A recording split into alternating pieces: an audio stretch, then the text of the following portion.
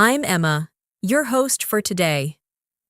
If you're new here, I'd love to tell you that on this channel, we upload English learning videos every single day, all designed to help you improve your fluency, your confidence, and your real-life communication skills a little faster and a little more naturally. In today's masterclass, you're going to do much more than just listen. You're going to think in English, speak in English, and slowly train your mind to understand conversations at a deeper level, because today's lesson is a complete B1 to B2 level, slow English conversations practice session where we'll build your vocabulary step by step while exploring everyday life situations that you can actually use outside the classroom. Throughout this session, we'll move through natural conversations, daily routines, real-life decisions, emotions, plans, opinions, and social interactions. And as we do that, I'll guide you through useful phrases, conversational structures, and intermediate to advanced vocabulary that will help you express yourself more clearly and more confidently. You won't just hear English, you'll experience how it flows, how it connects, and how it lives in real communication. Whether you're trying to explain your thoughts, respond in conversations, describe your experiences, or simply feel more comfortable speaking with others, this practice will help you stretch your English from the B1 level toward a stronger, more expressive B2 level, and along the way, I'll share speaking prompts and reflection moments so you can actively practice, not just passively listen. Before we begin, make sure you subscribe to the channel and press the bell icon so you never miss a daily English practice session like this one, because consistent listening and consistent speaking practice is one of the fastest ways to grow your fluency. So now, take a comfortable seat, relax your mind, keep your focus with my voice, and if you'd like, you can grab a pen and notebook to write down new words and phrases that you hear. Let's begin our slow English conversations masterclass together. There's something interesting that happens when you move from intermediate English toward an upper intermediate level. It's not just about learning more words, and it's not only about understanding longer sentences. It's about comfort, the comfort of staying in a conversation without feeling lost, the comfort of expressing your thoughts without translating every idea from your native language, and the comfort of responding naturally when someone speaks to you unexpectedly. At the B1 level, most learners can talk about daily routines, simple experiences, and familiar topics. You can describe your morning, your work, your plans, and your hobbies. But when conversations become slightly deeper, when emotions become more complex, or when opinions are required, many learners begin to slow down, not because they don't have ideas, but because they don't yet have the language tools to express those ideas smoothly. So today, we're going to slowly build that bridge together through conversations, reflections, and guided speaking moments. You'll begin expanding simple English into richer, more expressive communication. And as you listen, I want you to imagine that you're not just hearing me speak, you're participating with me, thinking your own responses, forming your own sentences, and gradually strengthening your conversational instincts. Let's begin with a familiar daily life moment. Imagine it's early morning, your alarm rings, and for a few seconds, you're deciding whether to get up or stay. In bed a little longer. This tiny moment, so simple, is actually full of conversational potential because it connects to feelings, habits, responsibilities, and choices. You might say, I usually wake up at 7, but today I felt too tired to get out of bed immediately. Notice how that sentence moves beyond a basic routine. It introduces contrast, usually versus today, and it adds emotional vocabulary. Too tired. Now let's stretch that idea further. You could say, I've been trying to fix my sleep schedule recently, so even when I feel tired, I push myself to wake up on time. Here, you're adding time context, effort, and personal motivation, which are key features of B2 level expression. Take a moment now. Think about your own morning. Try to describe it in more than one layer. Not just what you do, but how you feel and why you do it. You might say, I start my mornings slowly because I like to feel calm before the day becomes busy. Or, my mornings are usually rushed since I have to prepare for work quickly. Do you see the difference between stating facts and expressing experiences? That difference is where fluency begins to grow. Let's move deeper into the same morning scene. Imagine you're having breakfast, maybe alone, or maybe with family. Conversations during breakfast are often simple, but they carry emotional tone, connection, and daily planning. You might say, I don't usually feel very hungry in the morning, but I still try to eat something light. This shows habit, preference, and health awareness. Or perhaps, breakfast is the only time when my whole family sits together, so I really value that time. Now you're expressing emotional significance, not just routine. Take a breath. Try forming your own sentence about breakfast. Expand it. Add feeling. Add reasoning. For example, I enjoy drinking coffee in silence because it helps me mentally prepare for the day. This kind of reflective speaking is what pushes you toward advanced conversational comfort, because real conversations are rarely about actions alone. They're about thoughts, reactions, and perspectives. Now imagine you've finished breakfast and you're getting ready to leave home. Maybe you're preparing for work, college, or errands. This transition moment, leaving home, often includes planning language. You might say, before leaving, I always double-check if I have my phone, wallet, and keys. A simple sentence, but structured clearly. Let's expand it. I've developed a habit of checking my essentials before leaving because I once forgot my wallet and had a really stressful day. Now you've added past experience, consequence, and personal learning. Try building your own version.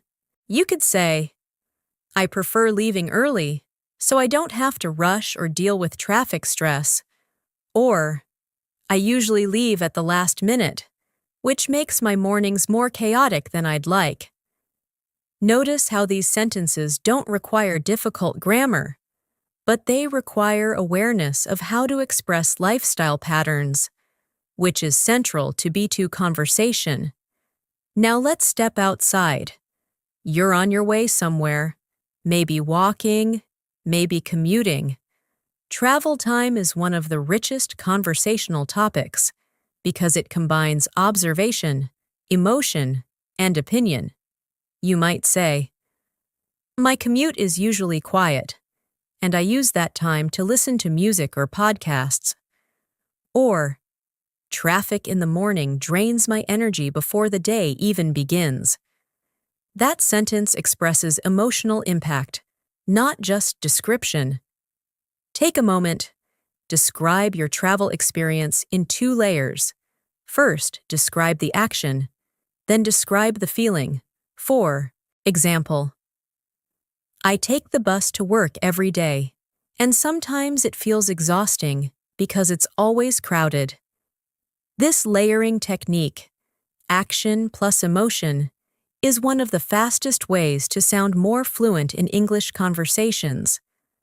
As the day begins, conversations shift toward responsibilities, tasks, and interactions. Imagine arriving at work or college. Someone asks you, "How's your day starting so far?" A basic B1 reply might be, "It's good, I'm just busy." But a stronger B2 response could be, "It's been productive so far. I had a few tasks waiting for me, so I started working on them right away." Do you feel the difference? One answers the question, the other continues the conversation. Now, try your own variation. My day started a bit stressful, but it's getting better as I organize my work. This is conversational expansion, and it keeps dialogue flowing naturally. Let's pause here for a guided speaking reflection. Think about how your typical weekday begins. Try describing it step by step, but with emotional and reflective language included. Speak slowly and allow yourself time to think in English. You might say, "My weekdays usually begin quietly, but once I start checking my messages, everything becomes fast-paced." Or, "I enjoy the early part of my day the most because it feels calm before responsibilities take over." By practicing this kind of layered narration, you're training your mind to move beyond survival English into expressive English. Now imagine it's midday. You've been working or studying for hours. Conversations during this time often revolve around energy levels, productivity, and mental focus. You might say, "I tend to lose focus after lunchtime, so I try to take short breaks." Or, "I feel most productive in the afternoon when I'm fully awake and mentally active." Let's stretch that further.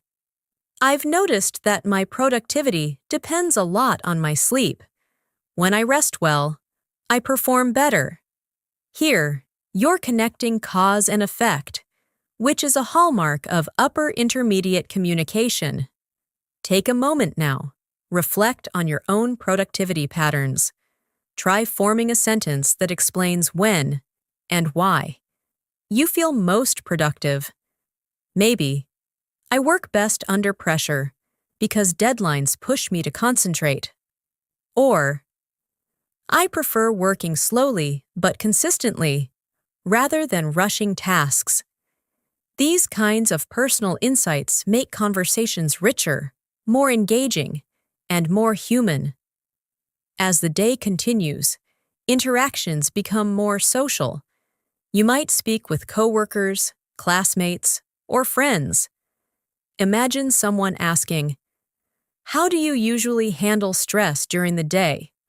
A simple answer might be, "I just deal with it."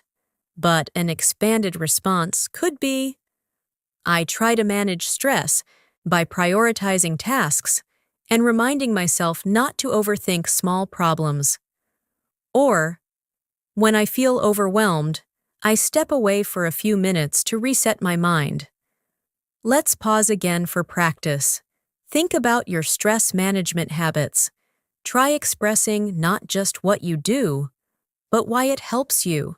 For example, "Talking to someone I trust helps me release mental pressure." This reflective communication style is what transforms everyday English into meaningful conversation.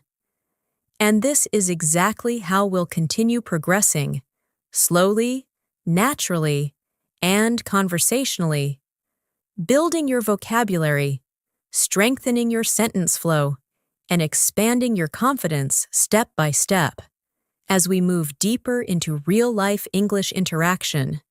As the day moves forward, conversations often begin to shift from personal routines into shared experiences, especially the small interactions that happen naturally around you. These are the moments where English becomes less rehearsed and more spontaneous, and this is exactly where B1 learners begin stretching toward B2 fluency. Imagine it's mid-afternoon. You've been working, studying, or handling responsibilities for several hours, and you run into a colleague, a classmate, or even a neighbor. They ask you a very simple question: "How's everything going today?" Now, this question sounds easy, but it opens the door to layered communication because it's not only about information, it's about tone, mood, and conversational continuation. You might respond at a basic level: "Everything's fine, just a normal day." And that's perfectly correct. But let's expand it slightly. You could say, "It's been a bit busy, but I feel satisfied with what I've completed so far." Notice how that answer introduces emotional reflection, not just factual reporting. Or perhaps, "It started off stressful, but things have slowed down now, so I'm feeling more relaxed." Here, you're describing emotional transition, which adds conversational depth. Take a moment now and imagine someone asking you that same question. Try forming a response that includes both activity and feeling. You might say, "I've had a productive day, but I'm definitely looking forward to some rest later." This kind of balanced expression is very natural in English conversations. Now let's imagine the interaction continues. The person asks, "What are you working on these days?" This question moves from daily routine into ongoing life focus. A simple answer might be, "I'm working on a project." But we can stretch it.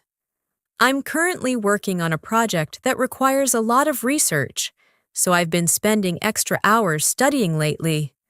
Or, "I've been focusing on improving my skills recently, especially in communication and time management." Do you see how these responses reveal more personality? They invite deeper conversation. Now pause and think about what you're focusing on in your life right now.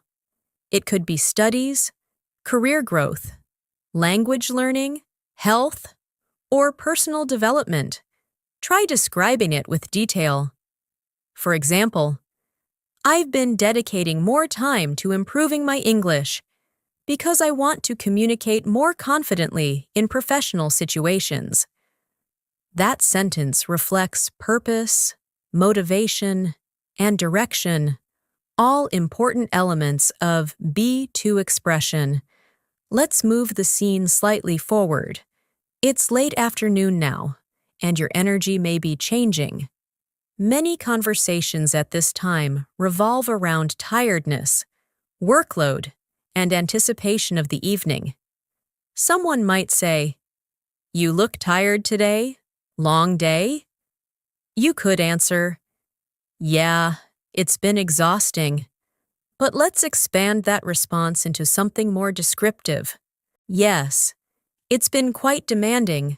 I had multiple responsibilities to handle at once, so it drained my energy." Or, "I didn't sleep well last night, so I've been feeling low on energy throughout the day." Now you're connecting physical state with reasoning. Take a breath and try forming your own variation. "I feel mentally tired more than physically tired because I've been making a lot of decisions today." This kind of distinction, mental versus physical fatigue, shows advanced conversational awareness. Now let's transition into another daily life conversational space: decision-making. Imagine discussing evening plans with a friend or colleague. They ask, "Do you have anything planned after work?" A simple reply: "No, Nothing special, but we can stretch it naturally. I was thinking about going out for a short walk, just to clear my mind after the day. Or, I might meet a friend for coffee. It depends on how tired I feel later. Notice how English often uses soft planning language, thinking about, might, depends. This reflects flexibility and conversational politeness. Now it's your turn. Think about your typical evening plans. You could say, I usually prefer quiet evenings because they help me recharge mentally. Or, my evenings are often social. I enjoy spending time with friends whenever possible. Both responses express lifestyle identity, not just plans. As the evening begins, conversations often become more reflective. People start talking about how their day felt overall. Imagine someone asking, So, how would you describe your day in one word? You might say, productive. But let's expand the reflection. I'd describe it as productive, because even though it was tiring, I accomplished what I planned. Or, I'd say it was emotionally challenging, but I learned a lot from it. This kind of reflective language signals strong conversational maturity. Now pause and try answering that question for yourself. Describe your recent day in one word, then expand it into a full reflective sentence. For example, I describe my day as balanced because I managed both work and personal time effectively. Reflection like this builds fluency beyond surface communication. Let's move into a relaxed evening conversation setting. Perhaps you're at home now, talking with family, or messaging a friend. Even casual conversations here can become rich language practice moments. Someone might ask, What do you usually do to relax after a long day? A simple reply, I watch TV, but let's build more texture. I usually watch something light because it helps me disconnect from stress. Or, I prefer listening to calm music, especially when I need mental relaxation. Take a moment now and describe your relaxation habits. I enjoy quiet time alone because it allows me to reflect on my thoughts. Or, spending time with family relaxes me more than anything else. These responses express emotional comfort sources. Now let's deepen the conversational layer further. Imagine discussing personal growth in the evening. Someone asks, Do you feel like you're improving yourself these days? A basic answer might be, Yes, I think so. But a more expressive reply could be, Yes, I've been making conscious efforts to improve my habits, especially my discipline and time management. Or, I feel like I'm growing mentally because I'm learning to handle challenges more calmly. This kind of introspective communication is a key to conversational strength. Pause here and think about your own self-improvement journey. Try forming a sentence that explains what you're working on internally. For example, I'm trying to become more patient because I've realized how important emotional control is. This is deeper conversational English, where thoughts become language. Now let's imagine the night is settling in. Conversations become slower, softer, and more reflective. Someone might ask, What was the best part of your day? You could answer simply, Finishing my work. But let's expand emotionally. The best part of my day was completing something I had been postponing. It gave me a sense of relief. Or, the best moment was a small conversation that made me smile unexpectedly. Notice how English conversations often value emotional highlights, not just major events. Now your turn. Reflect on a recent positive moment and describe why it mattered.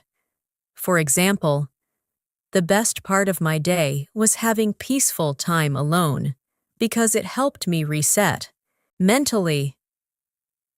This kind of emotional articulation strengthens conversational relatability. As night approaches, conversations often turn toward rest, plans for tomorrow, and mental closure. Someone might ask, "Are you ready for tomorrow?" You might say, "I think so, but let's expand it. I feel prepared, but I know tomorrow will bring its own challenges." Or, "I'm trying to stay positive about tomorrow, even though I have a lot to handle." This expresses anticipation mixed with realism. Now pause and think about how you usually feel before the next day begins. I like planning my next day at night because it gives me mental clarity. Or, I prefer not to overthink tomorrow. I just focus on rest. Both express mindset, not just planning. And as we close this daily conversational cycle, notice what you've practiced. You've moved through morning, midday, afternoon, evening, and night conversations, layering actions with feelings, reflections, and opinions. This is exactly how conversational fluency develops, not through memorizing isolated phrases, but through living language across real moments. And as we continue forward, we'll begin exploring more socially dynamic conversations, including friendships, opinions, disagreements, support, and deeper human connection, all through slow, guided English practice. As conversations begin to move beyond routines and daily structure, they naturally enter the space of human connection, and this is where English becomes more emotionally expressive, more responsive, and more socially dynamic. Because interacting with people is rarely predictable, and it requires you to react, adapt, and express thoughts in real time. Imagine you're meeting a friend after several days, maybe even weeks. The first exchange is usually warm, open, and emotionally inviting. They might say, "It feels like we haven't talked in so long. How have you been?" Now, at a basic level, you could answer, "I've been good, just busy." But let's expand the emotional honesty slightly. "I've been doing well overall, but the past few days have been quite demanding." Or, "I've been a little overwhelmed recently, but I'm managing things one step at a time." Notice how these responses allow vulnerability without sounding negative. This balance is very common in natural English conversation. Take a moment now and imagine meeting someone you trust. Try forming a response that reflects your genuine emotional state. For example, "I've been mentally busy, even more than physically busy," if that makes sense. This kind of phrasing, "if that makes sense," softens expression and invites empathy. As the conversation continues, people often begin sharing life updates. Someone might ask, "So, what's new in your life these days?" This question opens the door to narrative speaking, where you explain developments, changes, and personal progress. You might respond simply, "Nothing much, just the usual." But let's stretch that into richer storytelling. "I've been focusing more on improving myself lately, especially my daily habits and mindset." Or, "I recently started dedicating time to learning something new, and it's been both exciting and challenging."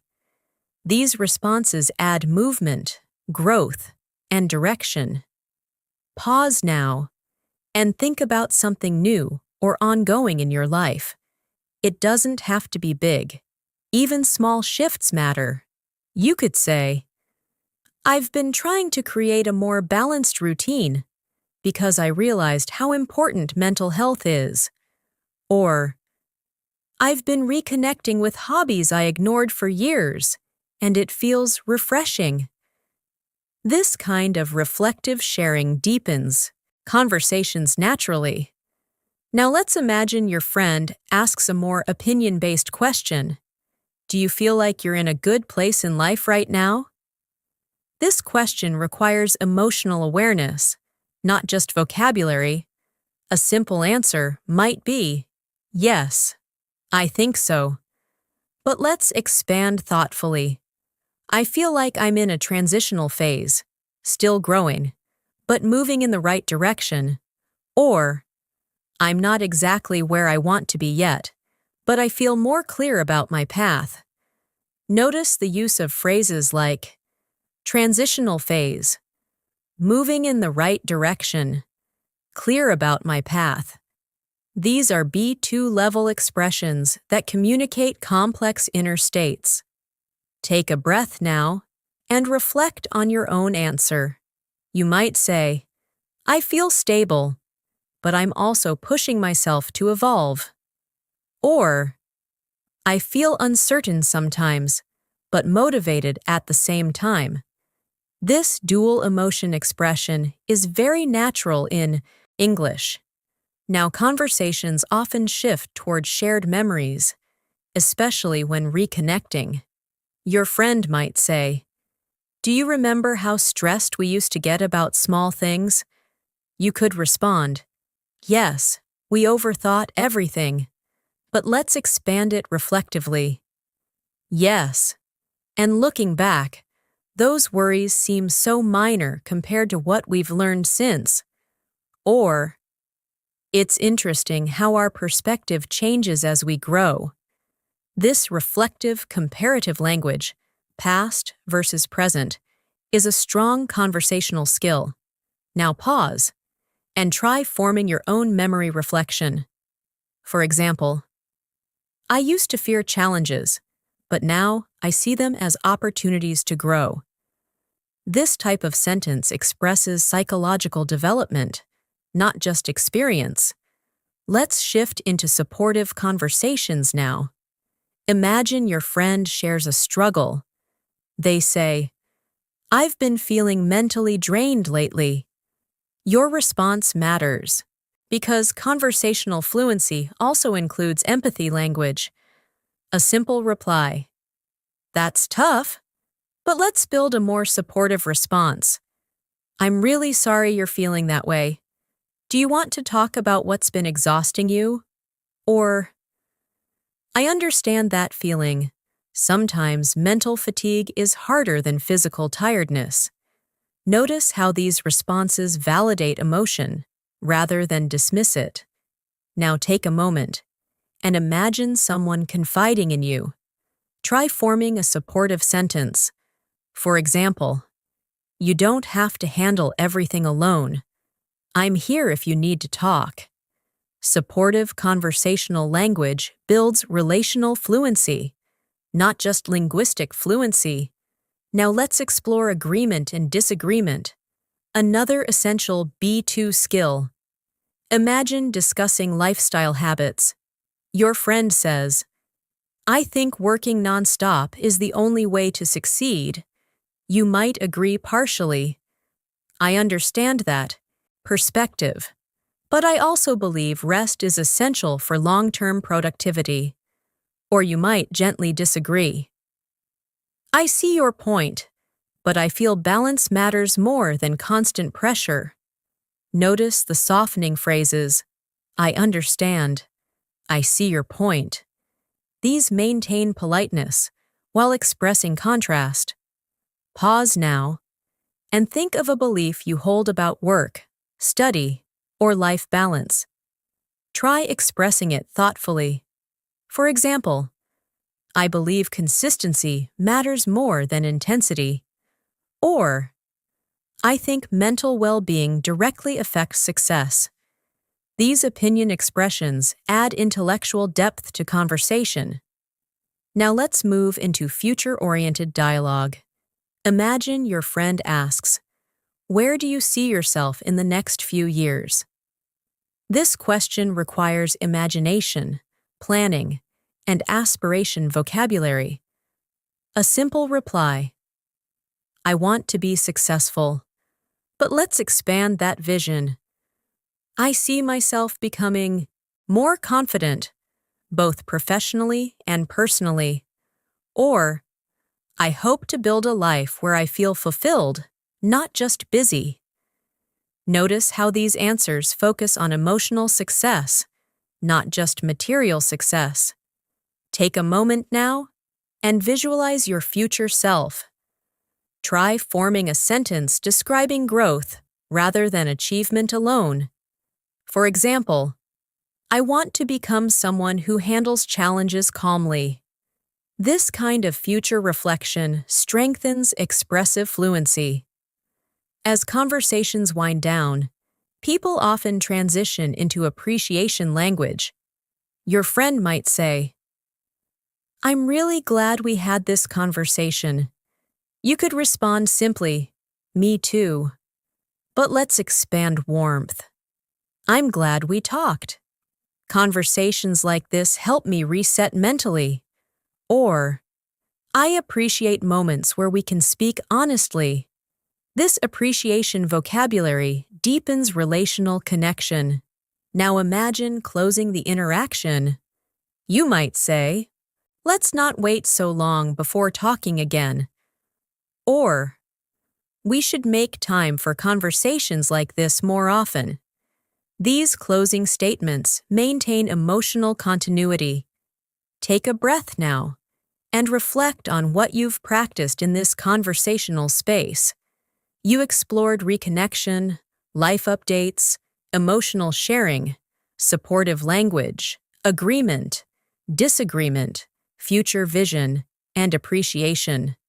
This is socially intelligent English, where language becomes connection, not just communication. And as we continue moving forward, we'll begin entering situational conversations, including public interactions, service encounters, problem-solving dialogues, and real-world communication scenarios, all designed to stretch your conversational confidence even further.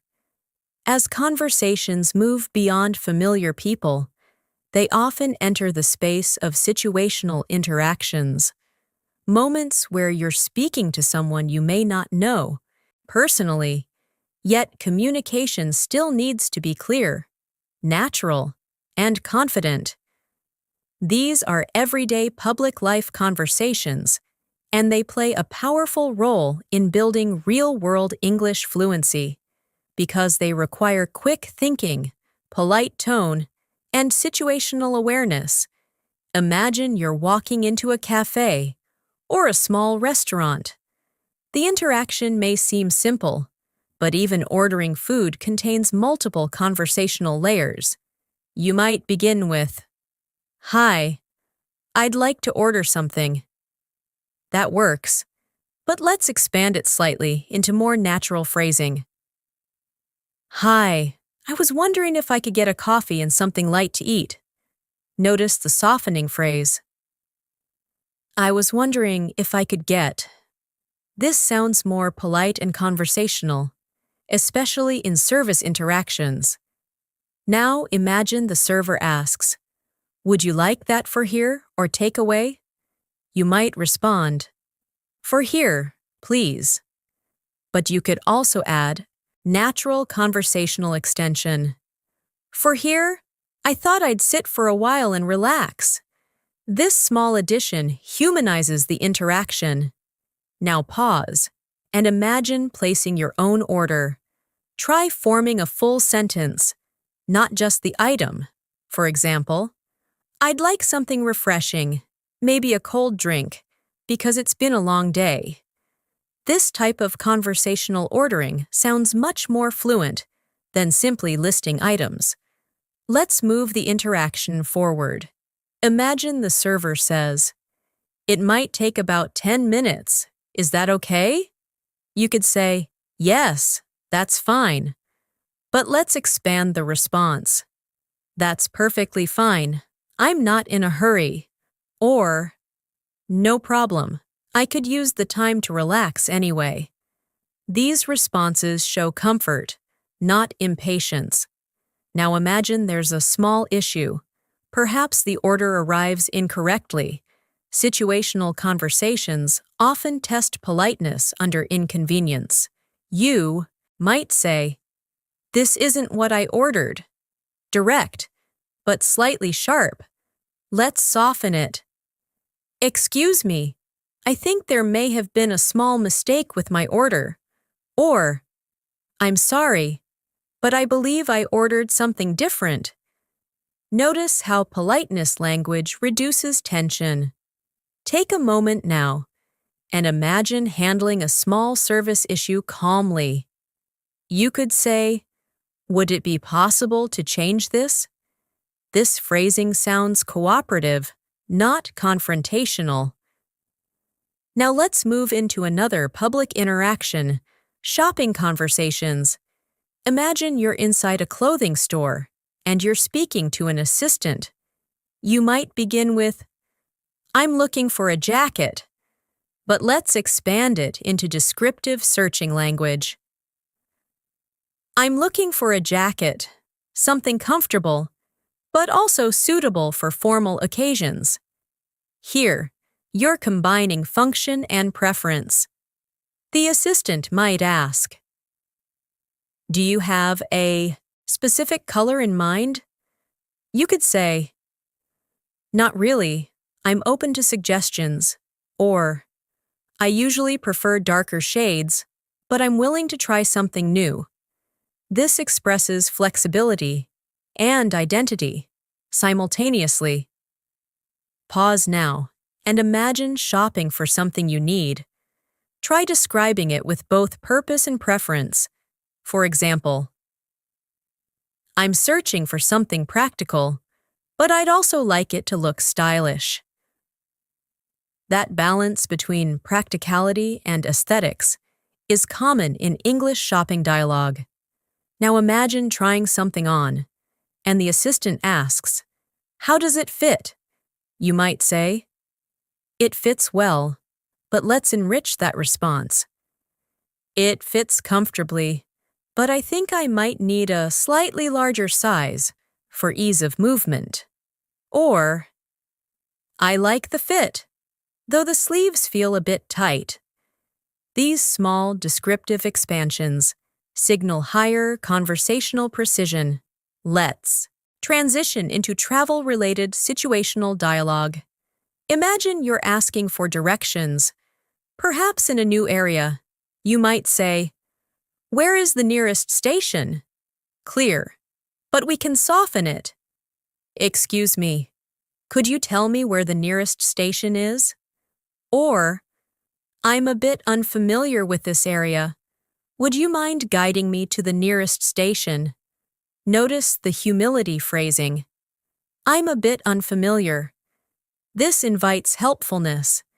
Now imagine the person gives you complex directions. You could respond, "Thank you." But let's expand conversational acknowledgement. "Thank you so much. I appreciate you taking the time to explain that." Or, "That was really helpful. I feel much less lost now." This appreciation language strengthens interaction warmth. Pause now and imagine asking for directions somewhere. Try forming the full request politely. For example, "Could you help me find the nearest pharmacy? I'm not from around here." This adds context, not just a question. Now let's explore problem-solving public conversations. Imagine you're speaking to customer service, perhaps about a delayed delivery. You might begin, "My package is late." But let's refine that. I wanted to inquire about a delivery that seems to be delayed. Or, I was expecting a package today, but it hasn't arrived yet. This phrasing sounds calm and solution-focused. The representative might respond, "Let me check that for you." You could reply, "Thank you. I'd really appreciate that." Now imagine they explain the delay. You might say, "I understand. These things happen." Or, "Thanks for clarifying. I just wanted to be sure." This tone keeps the conversation constructive. Take a moment and imagine resolving a small issue politely.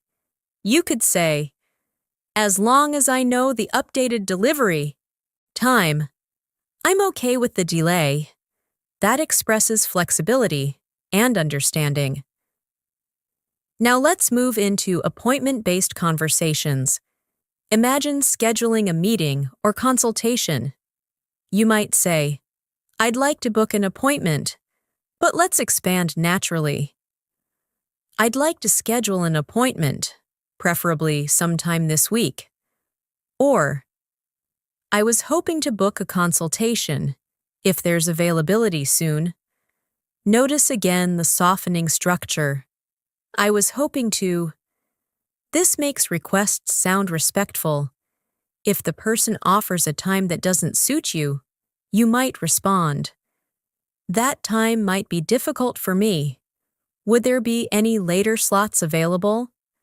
This expresses limitation. Politely, pause now, and imagine negotiating a meeting time. You could say, "Mornings work better for me, as I'm more focused earlier in the day." This explains preference, logically. As we move through these situational dialogues, notice the patterns forming: politeness framing, descriptive language, emotional tone, and contextual explanation. This is what transforms functional English into socially effective English, because real-life conversations, especially with strangers, rely heavily on tone, respect, and clarity, not just vocabulary. And as you continue practicing these situational interactions, you begin feeling more comfortable speaking outside familiar circles, which is a major milestone on the journey from B1 to B2 fluency. From here, we'll begin stepping into more cognitively engaging conversations, including expressing opinions in group discussions, explaining personal viewpoints, and handling conversational disagreement in socially intelligent ways, all through slow, guided, real-life English practice. As conversations continue to expand beyond situational exchanges, they often enter environments where multiple voices are present: group discussions, shared decisions, and collaborative thinking. And this is where conversational English begins to require not just response, but participation. Because speaking in a group setting means expressing opinions, listening actively, agreeing, disagreeing, and building on ideas in real time. Imagine you're sitting with colleagues, classmates, or even friends, and a topic naturally comes up, perhaps about work culture, lifestyle habits, or modern technology. Someone begins the conversation by saying, "I feel like people are more stressed now than they were before." Now you're invited into the discussion. A basic response might be, "Yes, I agree." But at the B2 level, you begin expanding your agreement into reasoning. "I agree. I think modern life has become more fast-paced, and people rarely give themselves time to slow down." Or, "Yes, especially because expectations have increased, both professionally and socially." Notice how agreement becomes explanation. Pause now And imagine responding to that statement yourself. You might say, I agree to some extent, but I also think awareness about mental health has improved. This introduces partial agreement, which adds conversational nuance. Now imagine someone else in the group responds differently. I don't think stress has increased. I think people just talk about it more openly now. Here comes the opportunity for respectful disagreement. You could respond, That's an interesting perspective. I hadn't thought about it that way. Or, You make a valid point. Openness has definitely increased. Notice that disagreement doesn't always begin with contradiction. It often begins with acknowledgement. Now let's imagine you want to present your contrasting opinion. You might say, While I see your point, I still believe lifestyle demands today are heavier than before. Or, I understand the argument, but I feel technological dependence has added new stress factors. This balanced disagreement structure is essential in group discussions. Take a breath now and think about a topic you have an opinion on, perhaps social media, work-life balance, or education. Try expressing your opinion respectfully. For example, I believe social media connects people, but it can also create unrealistic expectations. That dual perspective structure is very common in B2 dialogue.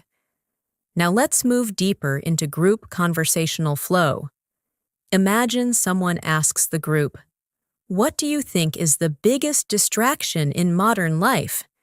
You might respond, I think constant notifications are one of the biggest distractions because they interrupt deep focus. Or, for me, it's the pressure to multitask, which reduces efficiency rather than improving it. Notice how personal framing, for me, softens strong opinions. Pause now and reflect on your own distraction challenges. You could say, I find overthinking more distracting than external noise. Or, I get distracted when I try to do too many things at once. These responses combine introspection with discussion. Now imagine the group shifts toward solution-oriented dialogue. Someone asks, So how do you personally manage distractions? You might say, I try to create focused time blocks where I avoid interruptions. Or, I reduce distractions by limiting screen time during work hours. Let's expand that further. I've been training myself to stay present because I realized distraction often comes from mental clutter. This introduces psychological insight, not just technique. Now pause and describe your own focus strategy. For example, I manage distractions by prioritizing one task at a time instead of multitasking. That clarity of process strengthens communicative authority. Let's shift now into collaborative decision-making conversations. Imagine planning a group outing. Someone asks, Where should we go this weekend? You might suggest, maybe somewhere quiet, like a nature spot, where we can relax. Or, we could try a new cafe just to experience something different. Notice the use of maybe. We could. These make suggestions feel inclusive. Now imagine someone else proposes something different. How about going somewhere more lively, like a concert? You might respond, That sounds exciting, though I personally feel like relaxing this weekend. Or, I like the idea, but I think I need something calmer right now. This expresses preference without rejecting others. Pause now and imagine contributing to a group plan.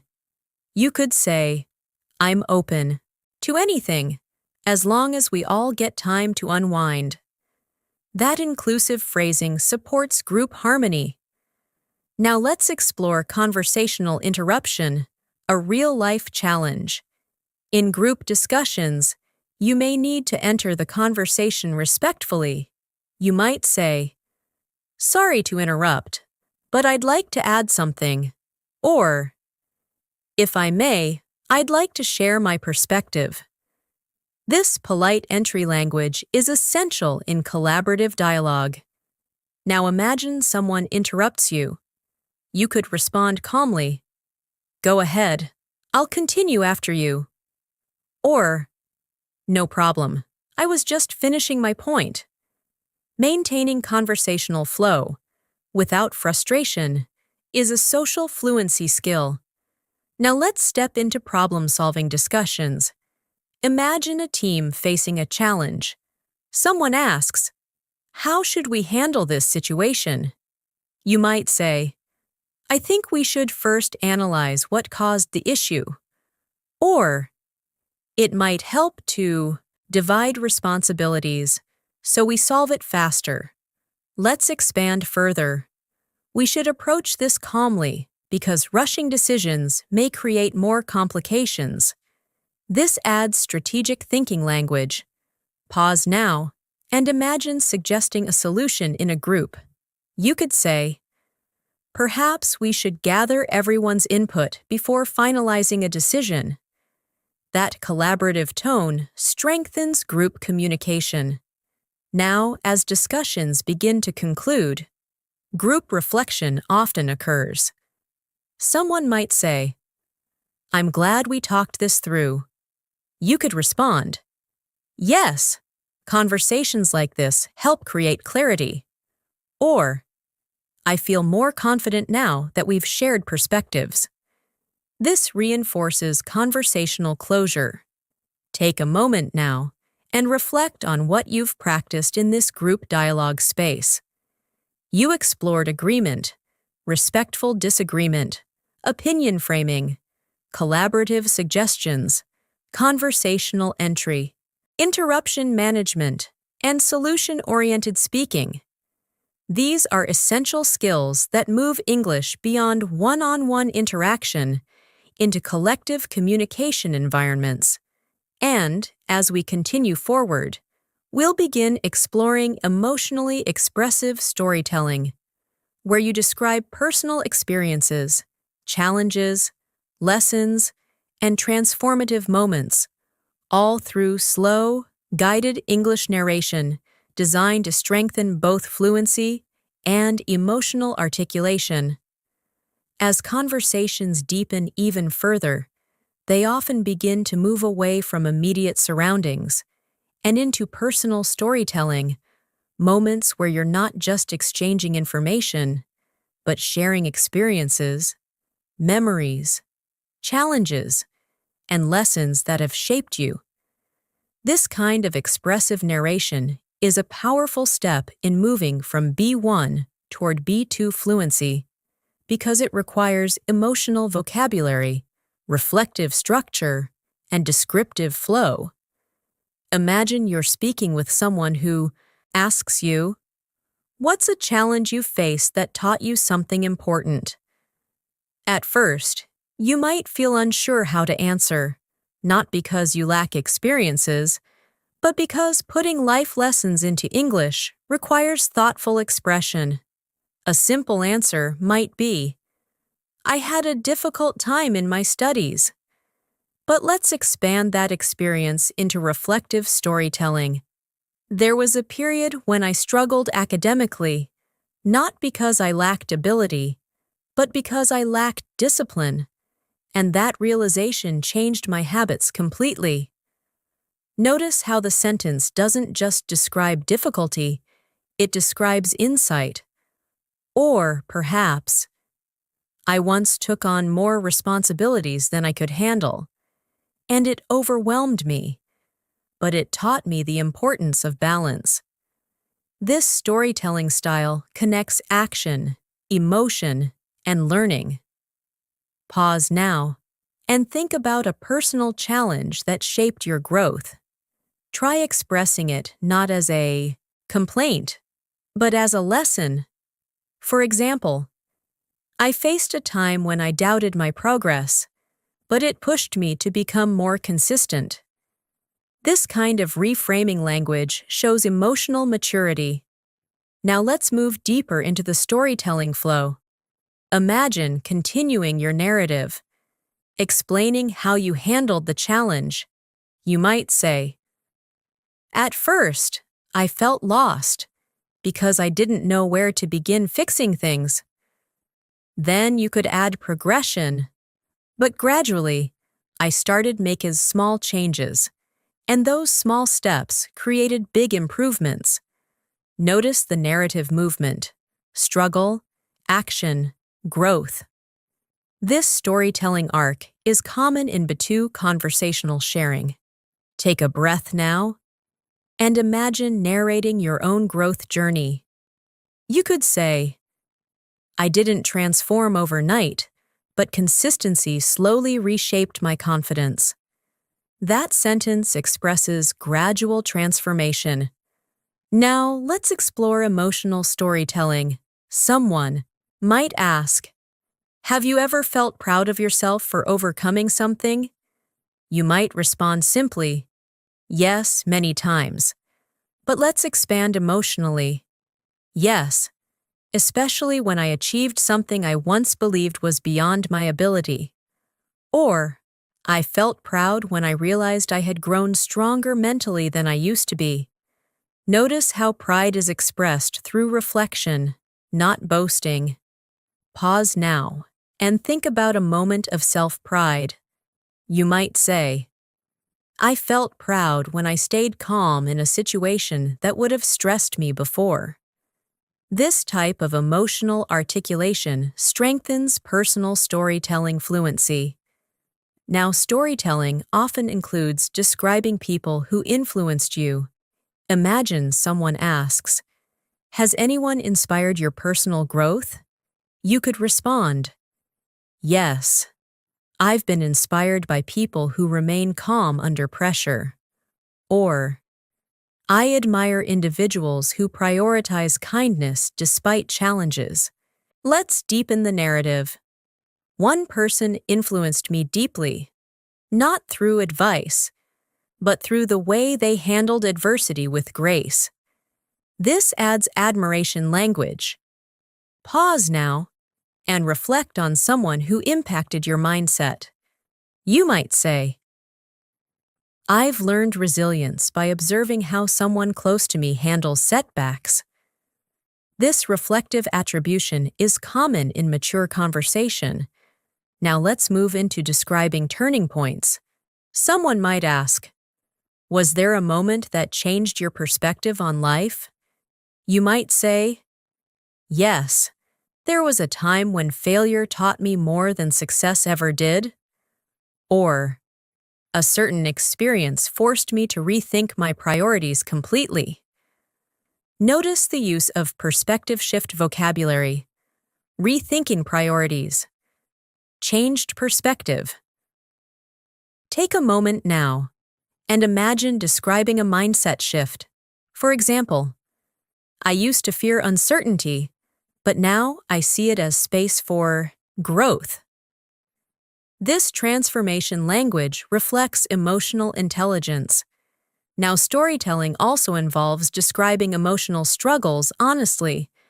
Imagine someone asks, "Have you ever felt lost about what direction to take in life?" You might respond, "Yes, there were moments when I felt uncertain about my future." But let's expand that reflection. "I felt lost, not because I lacked opportunities, but because I lacked clarity about what truly mattered to me." This type of layered introspection signals strong expressive fluency. Pause now and reflect on your own moments of uncertainty. You could say, "Confusion once made me anxious, but reflection eventually brought clarity." That sentence moves from chaos to resolution. Now, let's explore resilience storytelling. Someone might ask, what helped you stay strong during difficult times? You could answer, my inner determination kept me moving, even when progress felt slow. Or, support from loved ones reminded me that I wasn't alone. Let's expand that emotional resilience. I realized strength isn't always loud. Sometimes it's simply continuing quietly.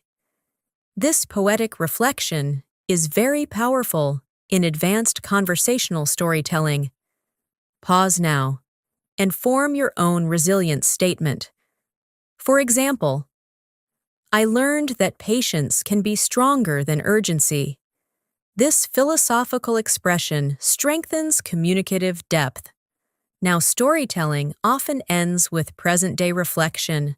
Someone might ask, looking back, would you change anything? You might say, I wouldn't change the challenges because they shaped who I am today. Or, I might adjust certain decisions, but I value the lessons they brought.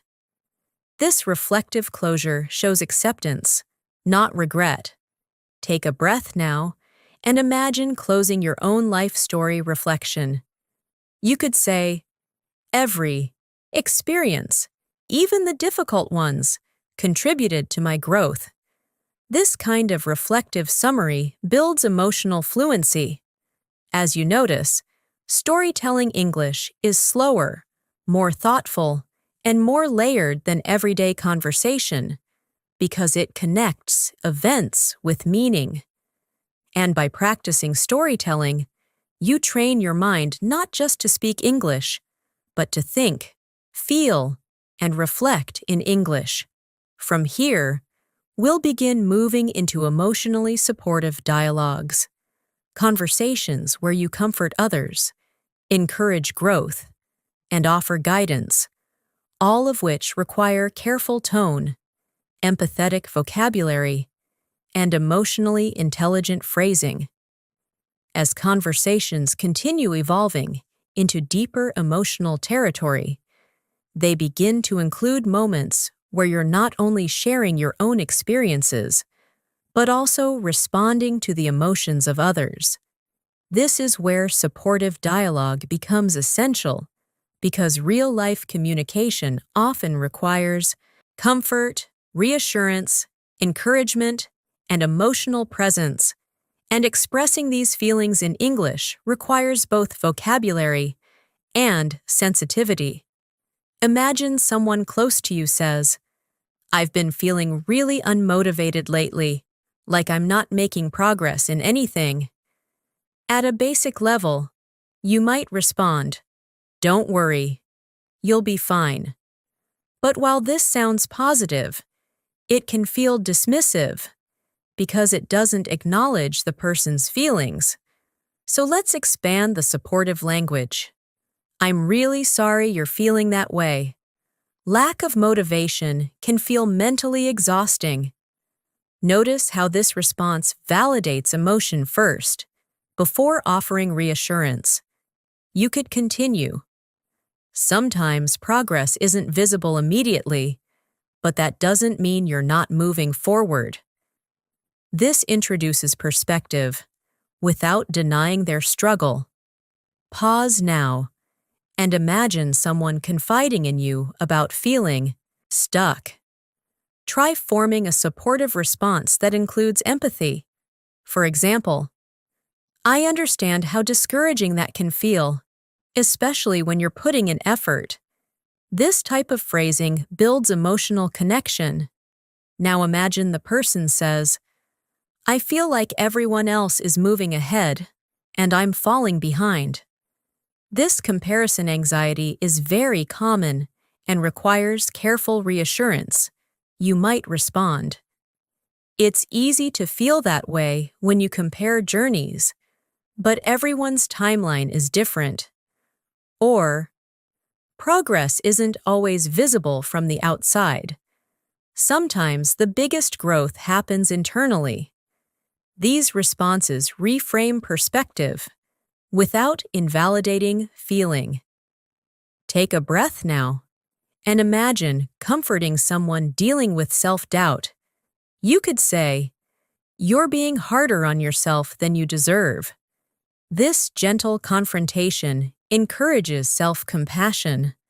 Now let's explore encouragement language. Imagine someone says, "I want to improve myself, but I keep losing consistency." A simple response might be, "Just try harder."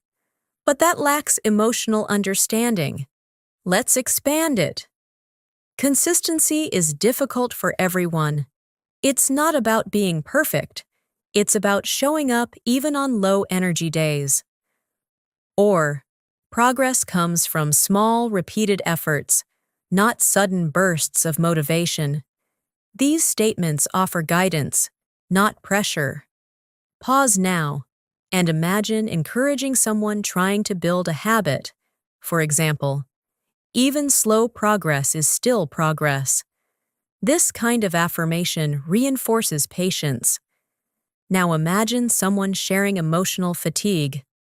"I feel mentally drained, like I have nothing left to give." This requires deep empathy. You might say, "That sounds incredibly heavy." Mental exhaustion can be harder than physical tiredness. Or, maybe your mind is asking for rest, not pressure. Notice how supportive language often includes permission. Permission to rest, permission to slow down. Take a moment now and imagine responding to emotional burnout. You could say, "You've been carrying a lot. It's okay to pause." This phrasing normalizes emotional fatigue. Now let's explore reassurance during failure. Imagine someone says, "I tried, but I failed, and it makes me feel like I'm not capable." A dismissive reply might be, "Failure happens."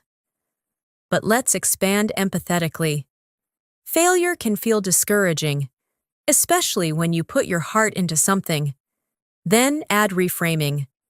"But failure often carries lessons success never teaches."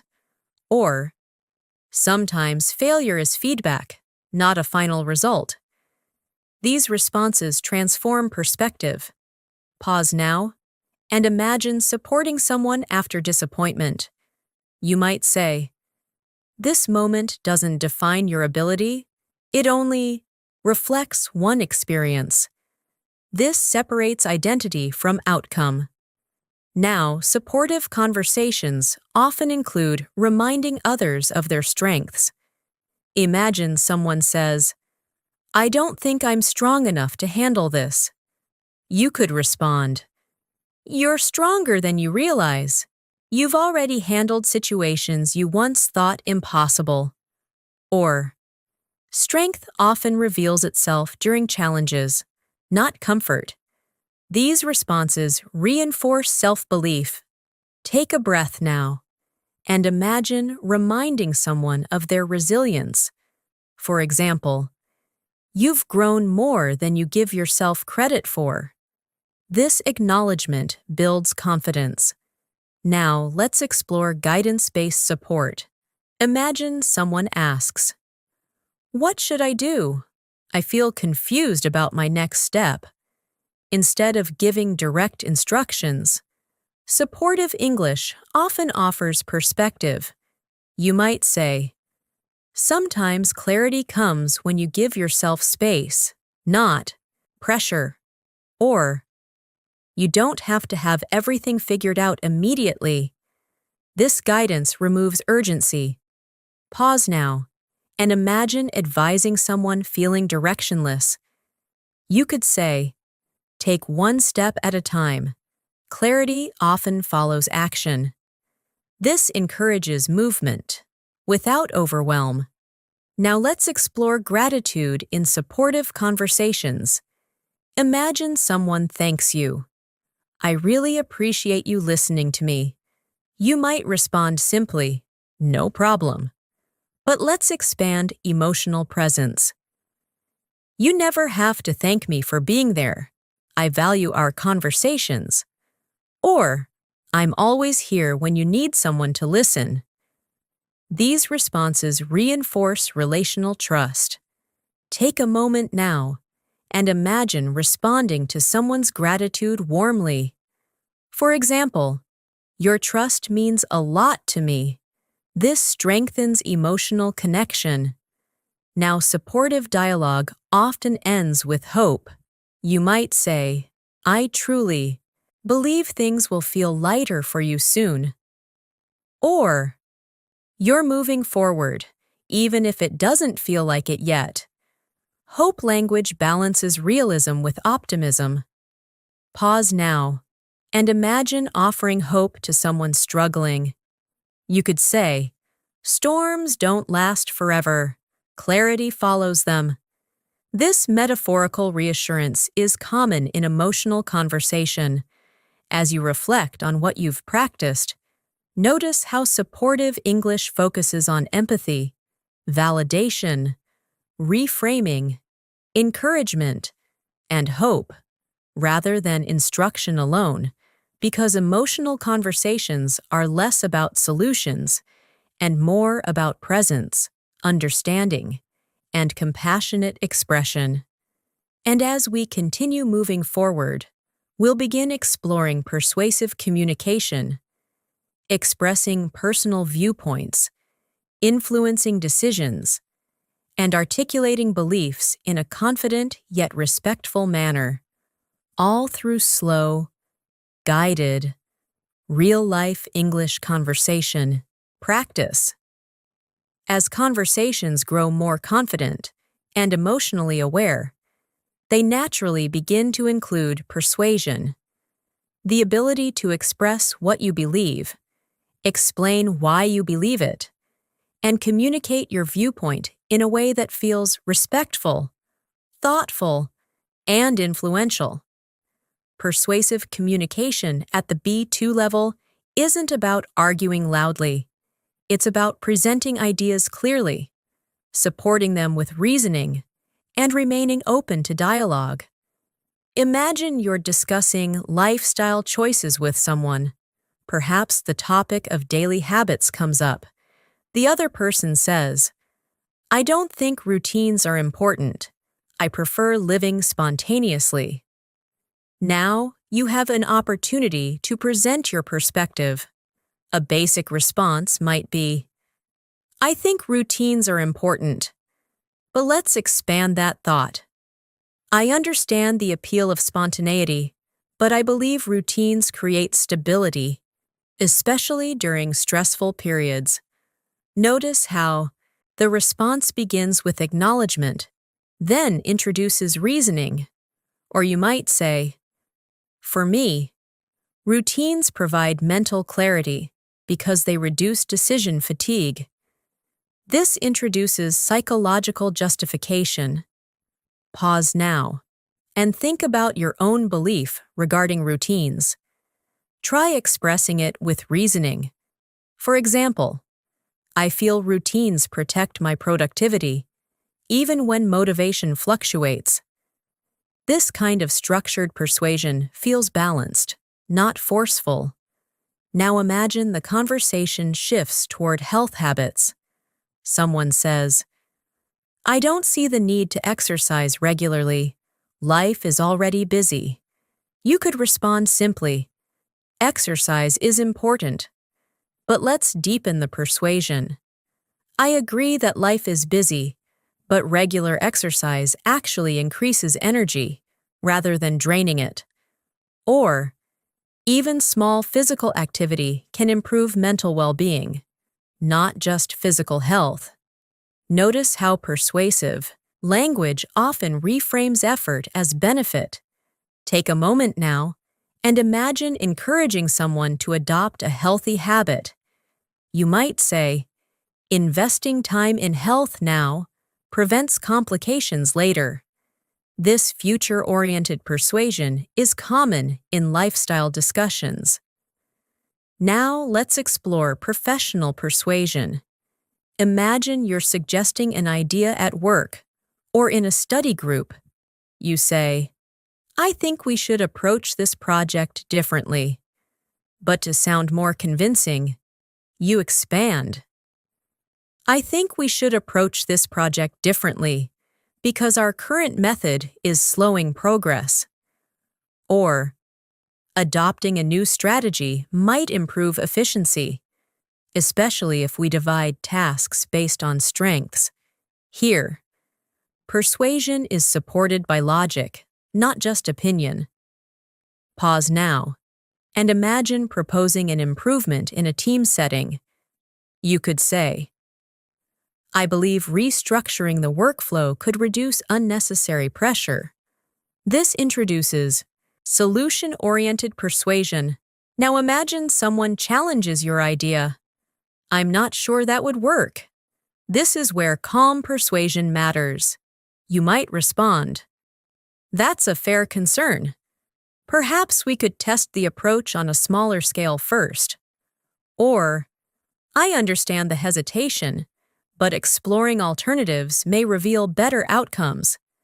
Notice how persuasion includes flexibility, not rigidity. Take a breath now, and imagine defending your idea respectfully. For example, I'm open to adjustments, but I feel the core idea still holds value. This communicates confidence without stubbornness. Now let's explore value-based persuasion. Imagine discussing work-life balance.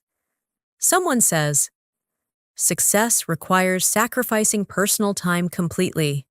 You might respond, I see why that belief exists, but I feel sustainable success requires balance. Or, burnout reduces long-term productivity, so personal time becomes an investment, not a loss. This reframes sacrifice into sustainability. Pause now and think about your perspective on balance. You could say, I believe rest strengthens performance rather than weakening it. This kind of value articulation strengthens conversational authority. Now let's move into persuasion in friendships. Imagine convincing a friend to try something new. You might say, I know you're hesitant, but trying it once might surprise you. Or, you don't have to commit long-term, just experience it once. Notice how persuasive language reduces pressure. Take a moment now and imagine encouraging someone to step outside their comfort zone. You could say, growth often begins where comfort ends. This philosophical persuasion adds emotional motivation. Now let's explore self-persuasion, the way you speak to yourself. Because internal dialogue shapes external communication, you might say to yourself, I may not feel ready, but starting is better than waiting. Or, confidence grows through action, not perfection. This reflective persuasion builds internal resilience. Pause now and imagine motivating yourself during hesitation. For example, progress matters more than flawless execution. This reframing reduces fear. Now, persuasive conversations often include storytelling as evidence. Imagine you're convincing someone about patience. You might say, I once rushed a process, and it led to mistakes. Patience would have saved time. Or, whenever I've trusted gradual progress, outcomes felt more stable. Story-backed persuasion feels relatable. Take a breath now and imagine supporting your viewpoint with personal experience. You could say, I learned through experience that consistency outweighs intensity. This blends storytelling with persuasion. Now let's explore respectful persuasion closure. After presenting your viewpoint, you might say, of course, that's just my perspective. I'm open to hearing yours. Or, I could be wrong, but that's how I interpret the situation. This openness maintains dialogue harmony. As you reflect on this conversational space, Notice how persuasion involves reasoning, empathy, storytelling, and flexibility, rather than dominance. Because effective communication isn't about winning discussions, it's about exchanging perspectives meaningfully. And as we continue forward, we'll begin exploring reflective life conversations where you discuss purpose, happiness, fulfillment, and personal meaning, all through slow, guided English expression designed to deepen both language fluency and self-awareness. As conversations mature even further, they often begin to move into reflective territory, discussions that are less about events and more about meaning, purpose, fulfillment, and the deeper questions people quietly carry within themselves. These conversations are slower, more thoughtful, and emotionally layered, and expressing such reflections in English requires calm pacing, introspective vocabulary, and honest articulation. Imagine you're speaking with someone during a quiet evening moment, perhaps after a long day, and they ask you, "Do you feel happy with where you are in life right now?" This question doesn't invite a quick response. It invites reflection. A simple answer might be, "Yes, I'm happy." But let's expand the emotional nuance.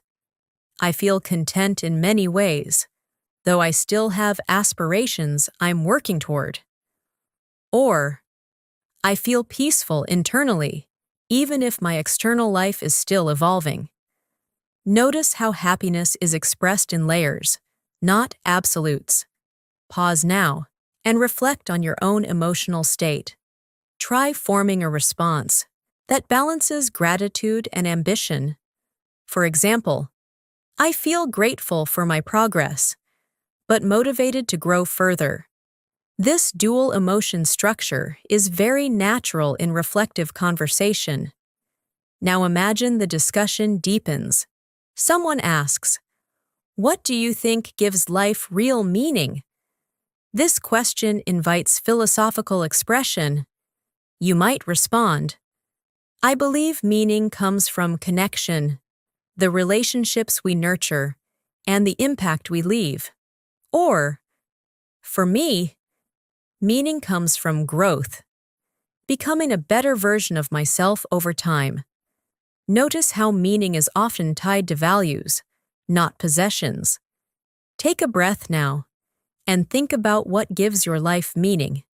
You could say, "I find meaning in learning because it continuously expands my perspective." Or, "Helping others grow gives me a sense of purpose." These value-centered expressions strengthen conversational depth. Now let's explore fulfillment versus success, a common reflective topic. Someone might ask, "Do you think success automatically leads to happiness?" You might respond, "Not necessarily. Success without fulfillment can still feel empty." Or, "I think happiness depends more on inner peace than external achievement." This distinguishes emotional success from material success. Pause now and reflect on your perspective. You could say, "True success, to me, is living in alignment with my values." This kind of phrasing signals mature introspection. Now, reflective conversations often include discussing life pace. Someone might say, "Do you ever feel like life is moving too fast?" You could respond, "Yes, sometimes it feels like time is passing faster than I can process." Or, "I think modern life accelerates everything, leaving little space for reflection." Let's deepen that thought. That's why I try to slow down intentionally, even if only for a few quiet moments each day. This introduces mindful living vocabulary. Pause now and describe your relationship with time. For example, I try to appreciate small moments so life doesn't feel rushed. This reflective pacing language builds emotional fluency. Now, let's explore purpose-oriented dialogue. Someone might ask, "Do you feel like you've found your purpose yet?" You might respond, "I feel like I'm still discovering it, piece by piece." Or, "I believe purpose evolves as we grow. It's not fixed." Notice how uncertainty is expressed calmly, not anxiously. Take a moment now and reflect on your sense of direction. You could say, "I may not have complete clarity, but I feel aligned with my path." This expresses grounded progress. Now, reflective dialogue often includes discussing personal values. Someone might ask, "What matters most to you in life?" You might respond, "Inner peace matters deeply to me, more than external validation." Or, "Authenticity matters, being true to myself and others." Let's expand value expression. I value growth, not perfection, because growth allows evolution. Pause now and reflect on your core values. For example, I value emotional stability because it shapes every area of life. This articulation strengthens identity expression. Now, let's explore reflective regret and acceptance. Someone might ask, "Do you regret anything from your past?" You could respond, "I regret certain decisions, but I value the lessons they taught me." Or, "I try not to hold regret, because every experience shaped my awareness." This reframes regret into learning. Pause now and reflect on your relationship with past mistakes. You could say, "I see my past not as error, but as education." This transformation language reflects emotional maturity. Now, reflective conversations often move toward gratitude. Someone might ask, "What are you most grateful for right now?" You might say, "I'm grateful for mental clarity. It makes life feel lighter." Or, "I'm grateful for the people who support my journey." Let's expand gratitude reflection. I've learned to appreciate stability because it's often overlooked. Pause now and express something you're thankful for. For example, I'm grateful for growth, even when it came through difficulty. This gratitude articulation builds emotional richness. Now, reflective dialogue often concludes with perspective statements. You might say, "Life feels less about reaching destinations and more about understanding the journey." Or, "I've realized peace often comes from acceptance, not control." These closing reflections summarize inner awareness. As you observe this conversational space, notice how reflective English is slower, softer, and more contemplative because it expresses inner landscapes, not external actions. And by practicing this kind of dialogue, you strengthen not only your language, but your ability to think, process, and articulate meaning in English. From here, we'll begin transitioning into future-oriented vision conversations, where you describe dreams, long-term aspirations, imagined lifestyles, and the emotional motivations behind them, continuing to build fluency through thoughtful, guided expression. As conversations gently move from reflection about the present, they often begin expanding toward the future, into visions, aspirations, dreams, and the quiet images people hold about the life they hope to create.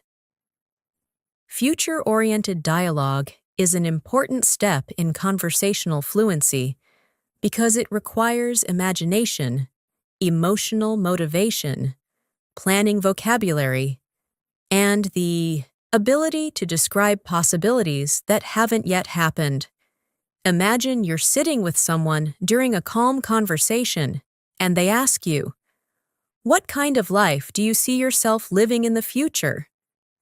This question invites you to project your inner vision outward. A simple answer might be, "I want a good life."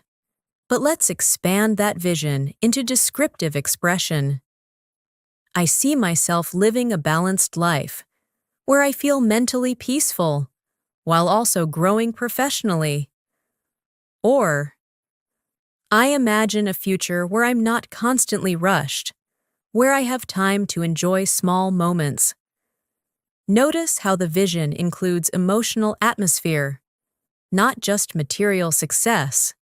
Pause now and picture your future environment. Try describing not what you own, but how you feel living there. For example, "I see myself living in a calm space, surrounded by simplicity rather than chaos." This type of imagery strengthens expressive fluency. Now imagine someone asks you, "What motivates you to keep working toward your goals?" You might respond, "My motivation comes from wanting a life that feels meaningful, not just busy." Or, "I'm driven by the desire to become someone I'm proud of." Let's deepen that motivation reflection. "I think my biggest motivation is growth, the feeling that I'm evolving continuously." Pause now and reflect on your personal driving force. You could say, "I'm motivated by the idea of creating stability for my future." This kind of future security language is very common in B2 dialogue. Now, future conversations often include discussing dreams. Someone might ask, "Is there something you've always dreamed of doing?" You might respond, "Yes, I've always dreamed of achieving a level of freedom where I control my time." Or, "I've dreamed of building something meaningful that impacts others positively." Notice how dreams often connect to autonomy, impact, and fulfillment. Take a breath now and imagine expressing your own dream.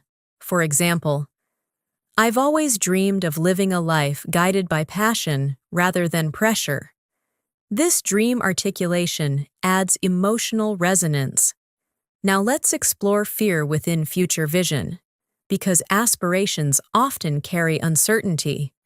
Someone might ask, "Do you ever feel afraid about the future?" You might answer, "Yes, uncertainty can feel intimidating at times." But let's expand that honesty. "I feel afraid sometimes, not of failure, but of not reaching my potential." Or, "The unknown can feel overwhelming, but it also feels full of possibility." This dual emotion framing reflects mature future awareness. Pause now and reflect on your own relationship with uncertainty. You could say, "I fear stagnation more than change." This kind of expression shows psychological clarity. Now, future dialogue often includes lifestyle imagination. Someone might ask, "How do you want your daily life to feel in the future?" You might respond, "I want my days to feel purposeful rather than repetitive." Or, "I hope my future routine includes both productivity and peace." Let's expand that vision further. "I want my work to energize me, not drain me." Pause now and imagine your ideal daily rhythm. For example, "I see myself living slower, but more intentionally." This mindful future framing strengthens expressive range. Now let's explore success imagery. Someone might ask, "How would you define success for your future self?" You might respond, "I would define success as emotional stability combined with meaningful achievement." Or, "To me, success means waking up without anxiety about the day ahead." Notice how emotional security becomes part of success definition. Pause now and define success in your own words. You could say, success, for me, is freedom of mind. This abstract expression reflects B2 philosophical fluency. Now, future conversations often include contribution. Someone might ask, how do you want to impact others in your future? You might respond, I want to inspire people through my journey, especially those who doubt themselves. Or, I hope my growth encourages others to pursue their own. Let's deepen that contribution reflection. I want my presence to create positivity, even in small ways. Pause now and reflect on the impact you want to leave. For example, I want to be remembered for kindness, not just accomplishment. This type of legacy language strengthens emotional articulation. Now, future dialogue often includes adaptability. Someone might ask, what if life doesn't go exactly as you planned? You could respond, I've learned that flexibility is as important as ambition. Or, I believe unexpected paths sometimes lead to better destinations. This adaptive mindset language reflects psychological maturity. Pause now and reflect on your openness to life changes. You might say, I try to trust life's timing, even when it differs from my own. This acceptance expression deepens conversational calmness. Now, as future conversations begin to close, people often summarize hope. You might say, more than anything, I hope my future self feels peaceful.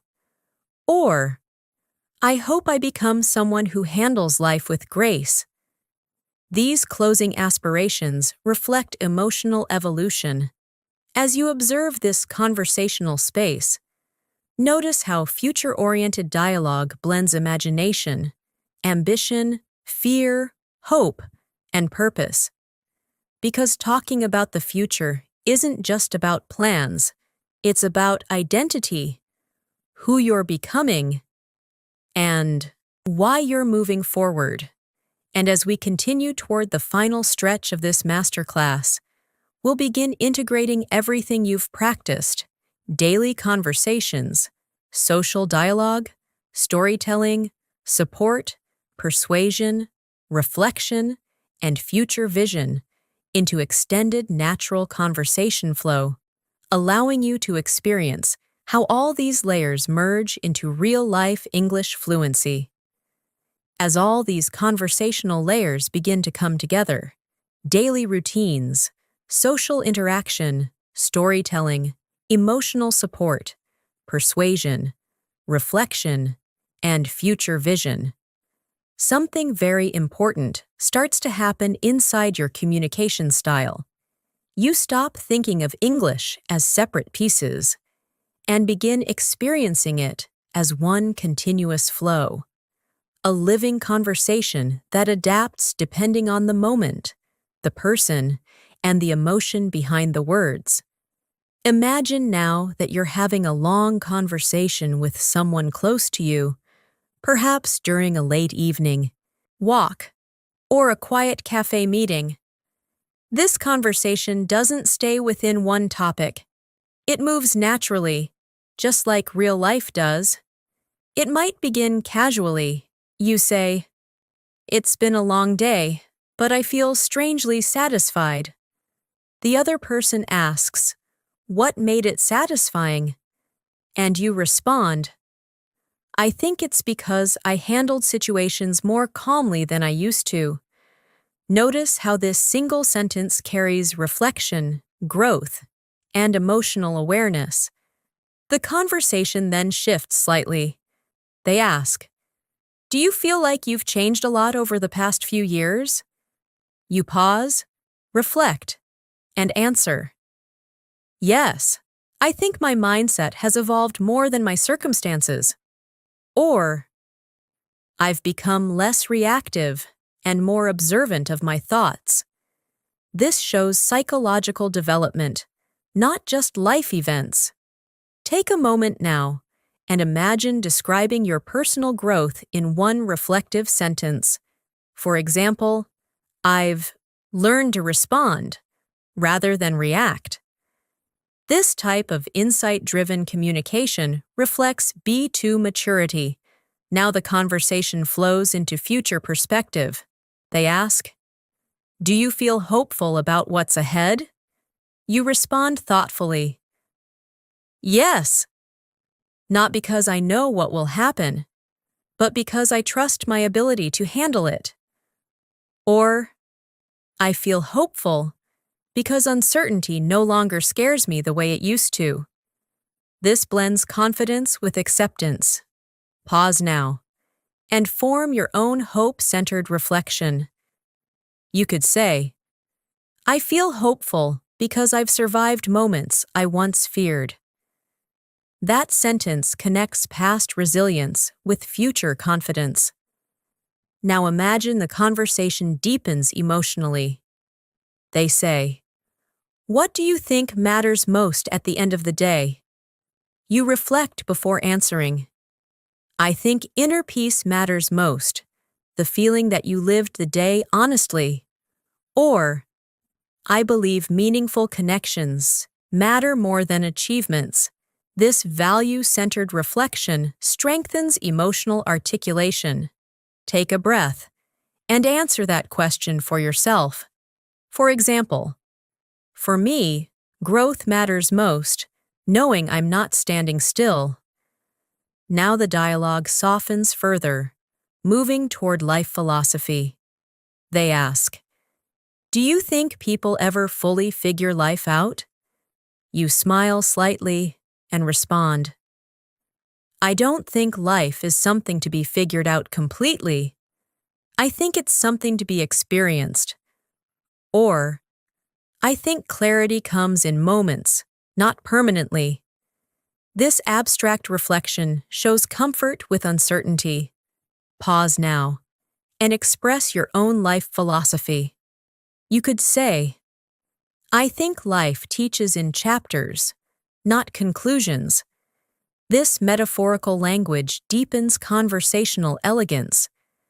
Now imagine the conversation returns gently to the present moment. They say, "Despite everything, do you feel grateful today?" You answer softly, "Yes, I feel grateful for growth, even when it came through difficulty." Or, "I feel grateful for awareness. It makes life feel more intentional." Gratitude reflection often closes deep conversations. Take a moment and express something you're grateful for right now. For example, "I'm grateful for progress, even if it's slow." Now, as the conversation begins to wind down, emotional closure emerges. You might say, "I appreciate conversations like this. They bring clarity to thoughts I don't always express." Or, "These moments remind me how important reflection is." This kind of closing dialogue reinforces connection. Pause now and imagine ending a meaningful conversation. You could say, "Let's keep having conversations that make us think deeply." This leaves emotional continuity.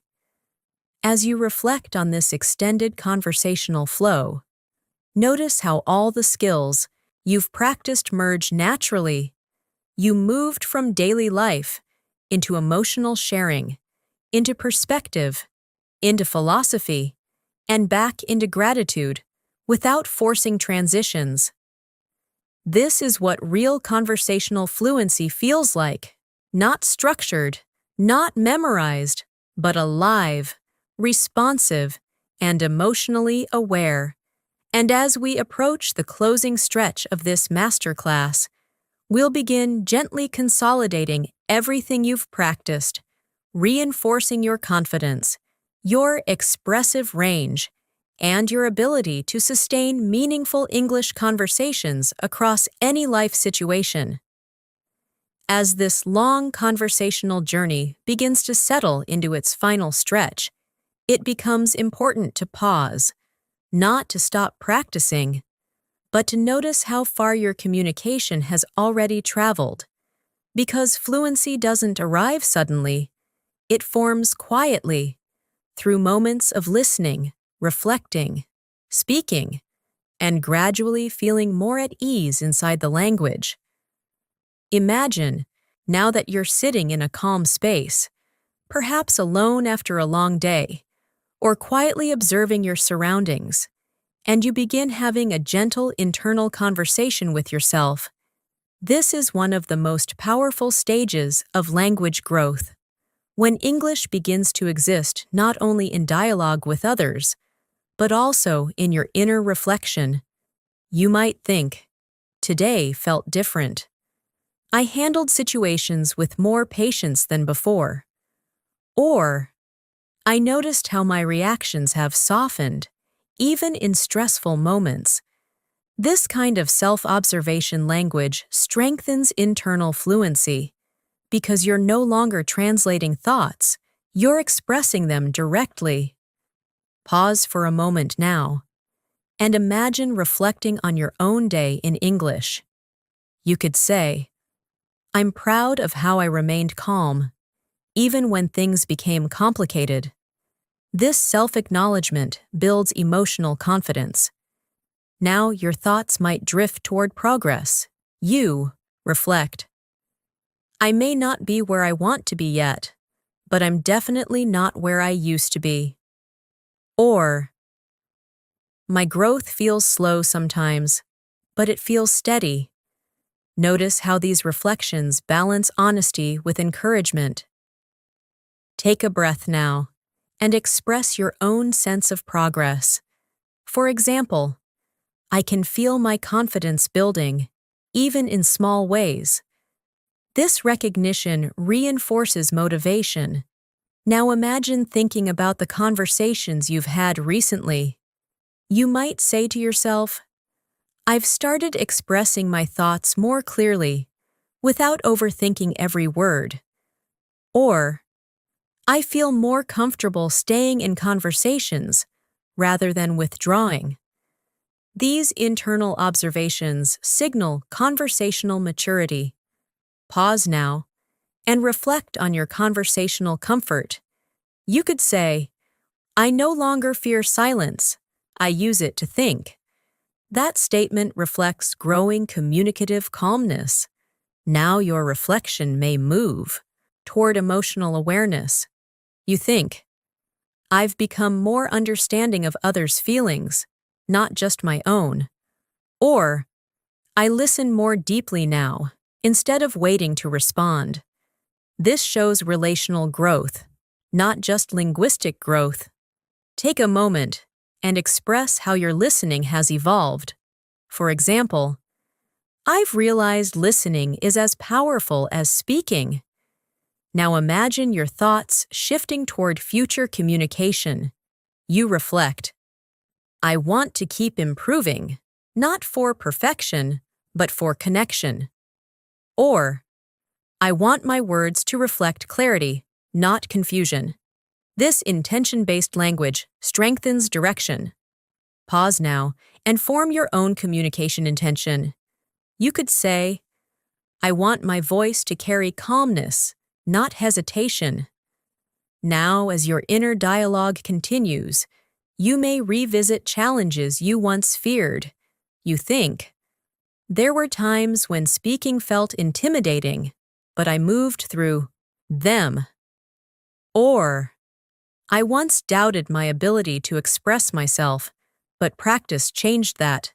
These reflections transform past fear into present strength. Take a breath now and acknowledge a fear you've overcome. For example, "I used to fear making mistakes, but now I see them as learning steps." Now your reflection softens into gratitude. You think, "I'm grateful for every opportunity that allowed me to practice." Or, "I appreciate the patience I've developed with myself."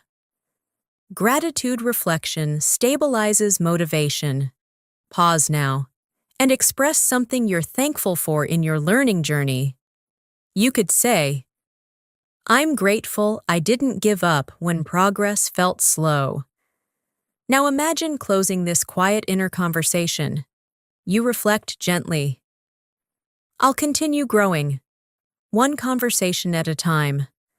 Or, "I trust the process, even when I can't see the results immediately."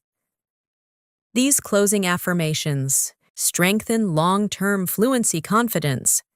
As you sit with these reflections, notice how English now feels less like a subject and more like a companion, present in your thoughts, your observations, your emotional understanding, and your future aspirations.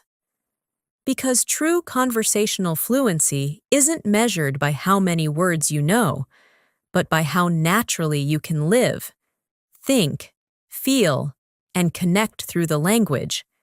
And the more you continue engaging in conversations like these, slow, reflective, expressive, and real, the more English becomes not something you practice, but something you inhabit, naturally, comfortably, and confidently. Thank you for staying with me throughout this entire conversation practice session. I truly hope this time we spent together helped you feel more comfortable, more expressive, and more connected to your English speaking journey. Remember, fluency isn't built in a single day. It grows slowly, through listening, reflecting, practicing, and allowing yourself to speak without fear of imperfection. Every sentence you form, every thought you express, and every moment you stay present in English is a step forward. As you move ahead, try to carry these conversational patterns into your daily life. Speak about your routines, your feelings, your opinions, your dreams, and even your quiet reflections, because the more you live through the language, the more natural it becomes. Be patient with your progress. Be kind to your mistakes. And most importantly, keep showing up for your practice, because consistency always creates transformation. I'm really glad you chose to spend this time learning with me, and I look forward to continuing this journey together in many more conversations to come.